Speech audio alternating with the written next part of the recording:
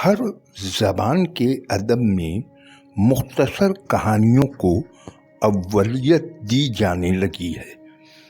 Europe America की तरह बर्रे सग़ीर में भी अफसानचा लिखने वालों की एक कतार सी चली आ रही है। बंगला में अनुगल्पो, हिंदी में लघु कथा, पंजाबी में निक्की कहानी, इसी तरह दीगर मुकामी ज़बानों में भी इंतहाई मुख्तसर अल्फाज में कहानियाँ लिखी जा रही हैं। इस वक्त पाकिस्तान में भी एक बड़ी तादाद सामने आती जा रही है। इंडिया में भी उर्दू के कलमकार बड़ी तादाद में अफसानचे लिख रहे हैं। मुख्तलिफ किस्म के तजुर्बे भी आलमी पैमाने पर हो रहे हैं। मोहतरम अख्तर रुमानी ने भी एक तजुर्बा किया है। यकीनन ये एक अच्छा तजुर्बा है कि मशहूर नॉवेल और कहानियों को अफसानचे में ढाल देना। उन्होंने बहुत बड़ी तादाद में ऐसे अफसानचे लिखे हैं, लेकिन इस बार हम बतौर नमूना चंद अहम कहानियों पर उनके अफसानचे पेश करने जा रहे हैं। आइए उनके अफसानचों की जानिब चलते हैं। गयास अहमद गर्दी अपने दौर के मशहूर अफसाना निगार। उनका अफसाना बाबा लोग अपने वक्त में बहुत मशहूर था और आज भी क्लासिक का दर्जा रखता है। उस अफसाने को मोहतरम तनवीर अख्तर रुमानी ने किस खूबसूरत अंदाज में अफसानचे की शक्ल दी है। आइए इस तहरीर मुकर्रर का लुत्फ लेते हैं। उन्वान है बाबा लोग।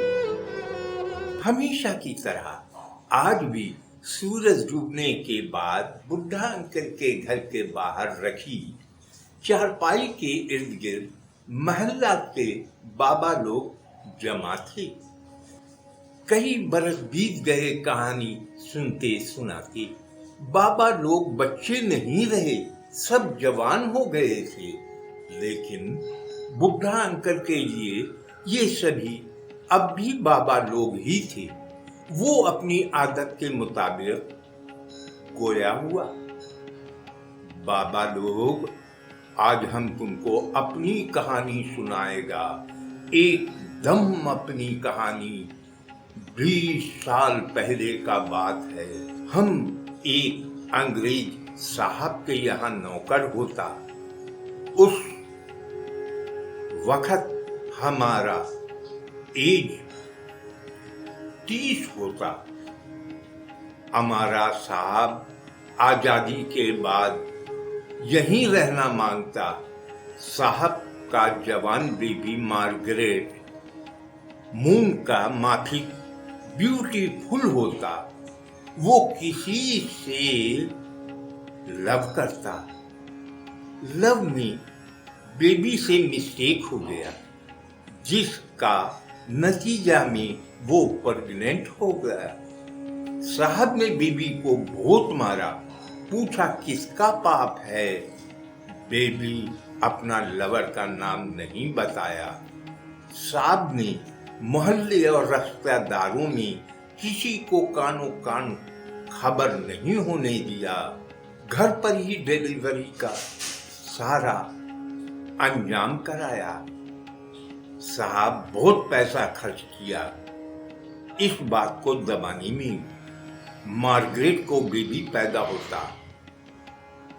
अपना इज्जत बचाने का कहा तो वो बेबी को मरवा देना चाहता।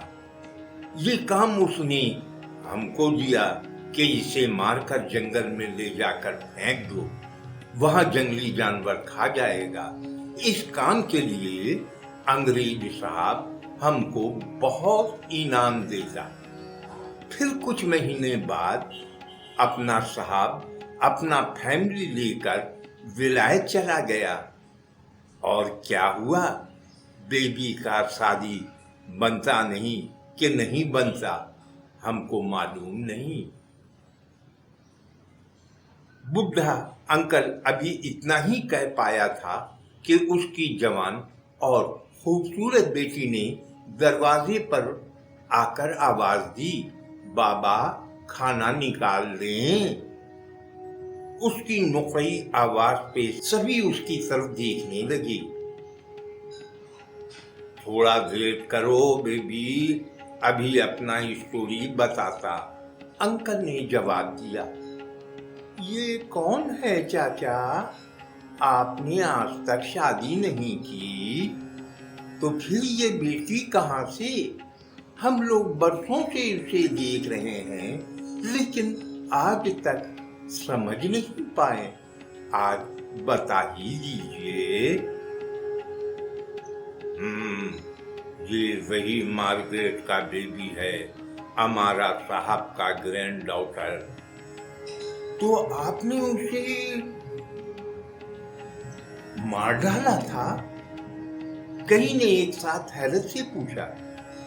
बुढ़े अंकल ने जवाब दिया, नहीं, हम अपना बेबी को कैसे मार डालता।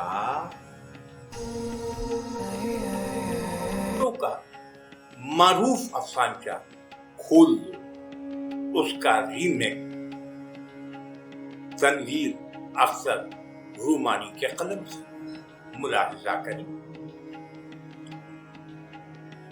उन्वान भी खोल दो है।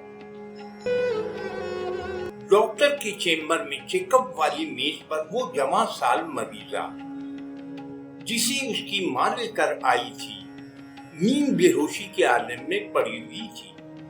डॉक्टर उसने का मुआयना किया।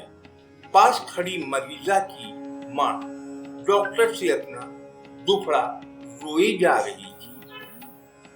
हम लोग बहुत गरीब हैं डॉक्टर साहब, बहुत मुश्किल से 2 वक्त की रोटी जुटा पाते हैं। उसका बाप तो 1 नंबर का शराबी है, जो कुछ कमाता है शराब में उड़ा देता है। उसे ना तो मेरी फिक्र है ना इस बेटी का। ऐसी हालत में उसके इलाज का खर्चा कहाँ से लाएं?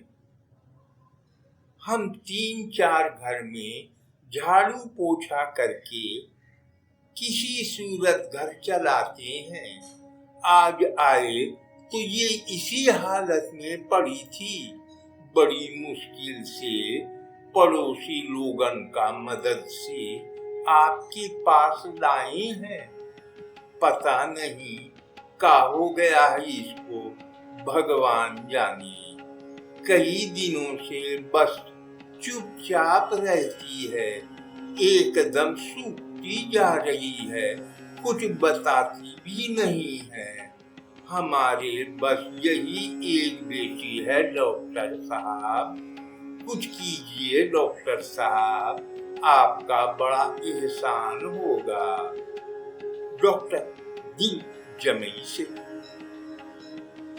बेटी का चेकअप करता रहा और माँ का दुखड़ा भी सुनता रहा।